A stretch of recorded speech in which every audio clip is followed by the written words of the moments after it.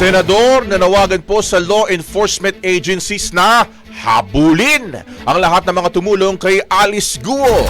Brigada Ann Cortez, ibrigada mo!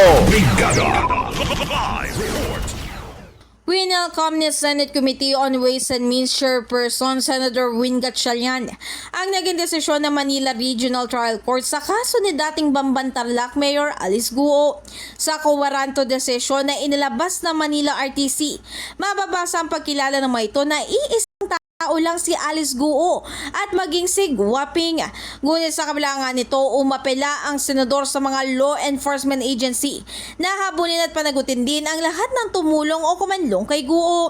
Anya, hindi na dapat maulit sa bansa ang parehong sitwasyon na paggamit ng mga dayuhan sa gobyerno para sa kanilang pansariling interes. Matatandaan sa pagdinig ni Senadora Risa Ontiveros, lumabas ang impormasyon na mayroong parehong fingerprint si Alice Guo at maging si Gua Ping at sila ay isang tao lang. In the heart of changing lives, ako si Brigada Ann Cortez ng 105.1 Brigada News FM Manila, the Music News Authority. Balita Nationwide. Ang bahaging ito ay hatid sa atin ng Mom's Love ES1 Capsule. Simulang tuparin ang pangarap ng iyong anak. And stunting now,